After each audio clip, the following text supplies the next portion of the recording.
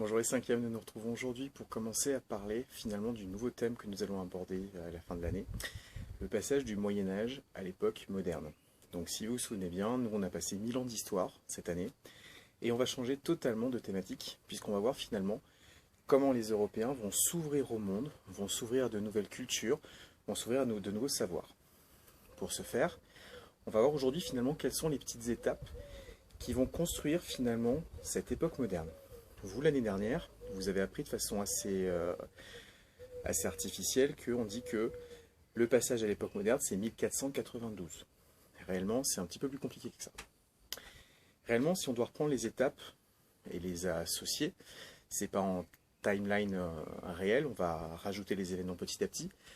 La première chose qui va changer un petit peu la donne, c'est le fait que dans le sud de la France, en Italie, dans toutes les zones qui ont été conquises par les Romains, c'est assez simple de tomber sur des ruines romaines ou sur des bâtiments romains, parfois même encore en activité.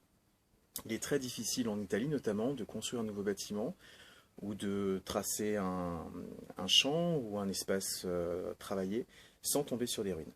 Certains de ces bâtiments ont été réutilisés.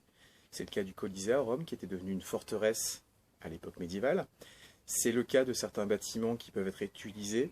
Les thermes dans le sud étaient souvent réutilisés pour faire des chenils. Mais souvent on a oublié comment construire ces bâtiments, comment les entretenir, voire même parfois à quoi ils servaient initialement. Malgré tout, la fin du Moyen-Âge, dans le sud de l'Italie, va montrer un réintérêt de plus en plus fort vis-à-vis de tout ce qui est lié aux anciens, c'est le nom qu'on donnait aux personnes de l'Antiquité, et on va commencer à réaliser que cette époque était marquée par une certaine culture, que petit à petit, beaucoup vont assimiler un âge sombre en opposition qui correspondrait à un certain Moyen-Âge. Notamment parmi les personnalités qui vont beaucoup œuvrer pour faciliter la réutilisation des bâtiments anciens, ou au moins leur redécouverte, c'est le pape à Rome. Il va avoir un rôle essentiel, et on pourrait dire que c'est un des personnages qui va largement contribuer à la naissance de l'archéologie, telle que nous on la connaît de notre époque. Autre élément, il va y avoir aussi un changement un petit peu dans la façon d'organiser la société. Si vous vous souvenez de notre dernier chapitre, on a parlé de la guerre de 100 ans.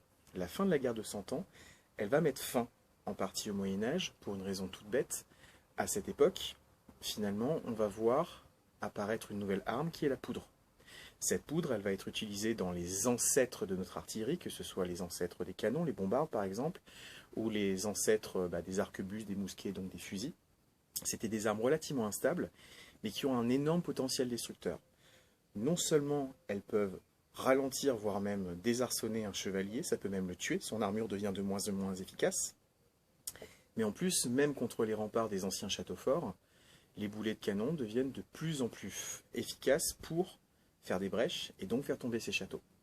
Donc c'est un peu la fin de l'époque des chevaliers, et c'est une des choses qui va aussi mettre fin au Moyen-Âge. Ça, c'est quelque chose qui est quand même relativement important. Il y a des dates qui sont un petit peu emblématiques pour marquer cette fin du Moyen-Âge. On a parlé de la fin de la guerre de 100 ans. Vous avez vu, c'était 1453.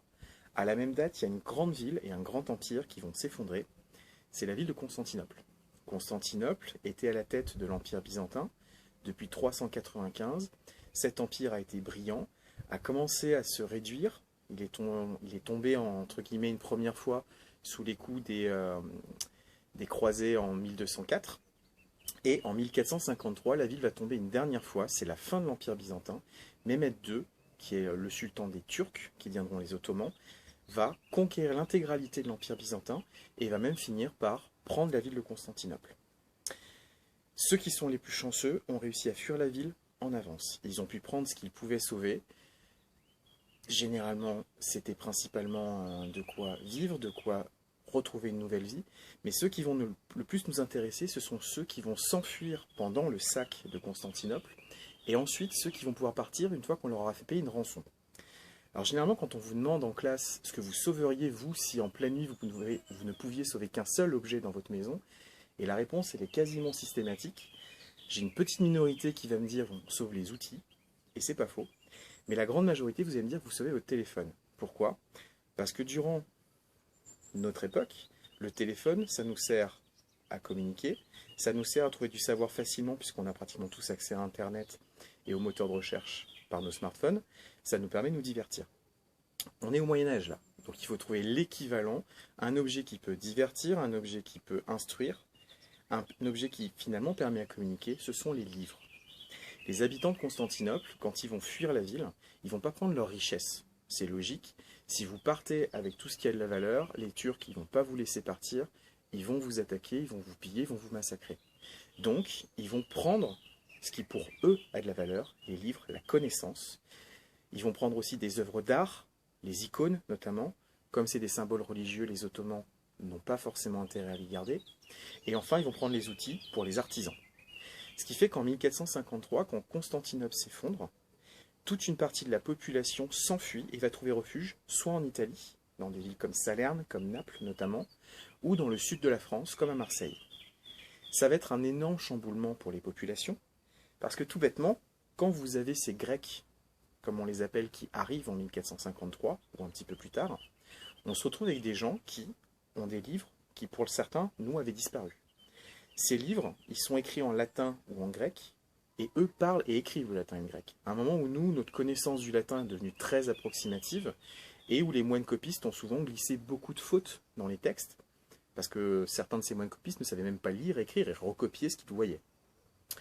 Donc ces nouveaux arrivants vont pouvoir reprendre nos anciens livres, les corriger, nous apporter des copies initiales, celles finalement où on a totalement expurgé toutes les fautes.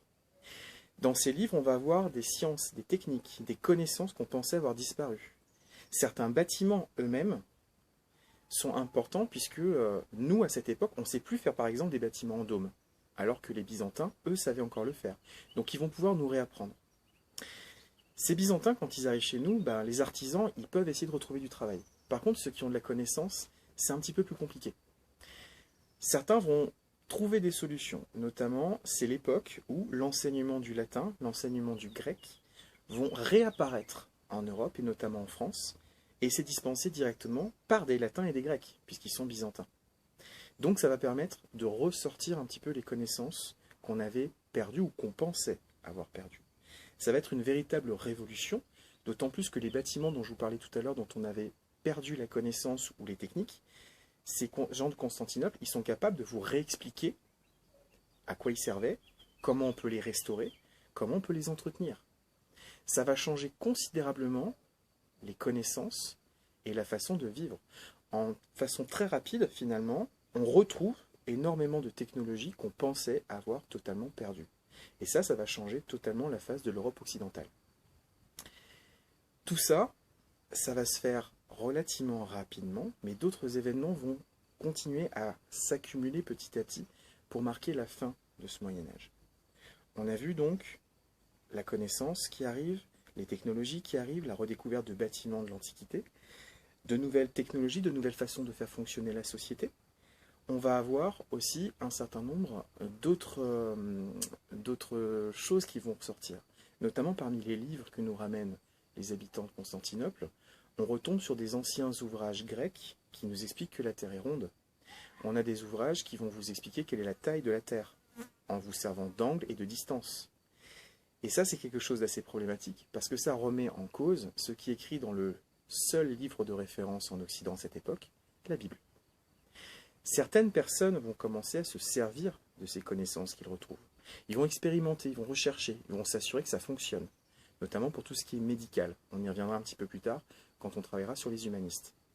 Mais malgré tout, ça va faire s'agiter un petit peu les penseurs, les scientifiques de cette époque, et toute la façon de penser, de voir la société.